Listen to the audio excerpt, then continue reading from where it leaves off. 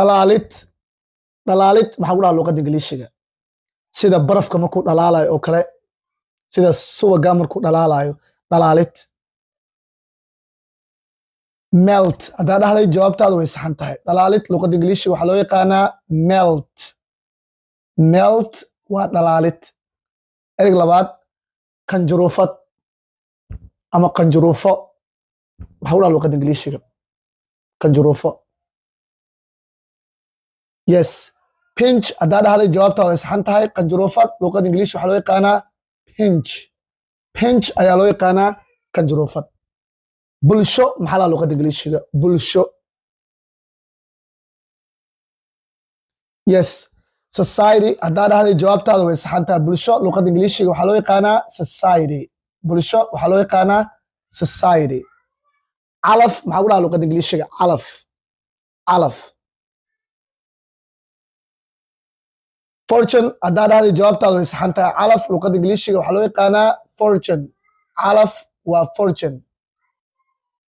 liidid maxaa ku dhaha luqadda ingiliishiga liidid qof inaad liidid ama hoosaa u dhigto qof bini aadama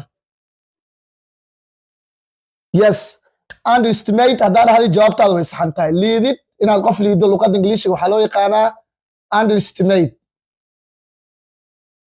underestimate ayaa loo yaqaanaa liidid qof inaad hoos u dhigtid laheeste maxaa loo yaqaanaa qof bini aadamka laheeste maxaa loo yaqaanaa luqadda ingiliishiga qofka la heesto oo kale qof baa qof soo afduubtay guriga ku haystaa ama dhismo laheeste maxaa loo yaqaanaa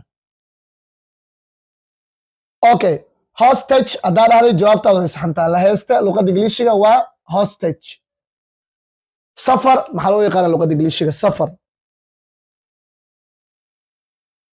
yes travel haddaa dhahday jawaabtaada way saxan tahay safar waxaa loo yaqaanaa travel travel waa la dhihi karaa okay saf maxaa loo yaqaanaa luqadda ingiliishiga saf q haddaa dhahday jawaabtaada way saxan tahay saf luqadda ingiliishiga waa q aqrin wax inaad akhriso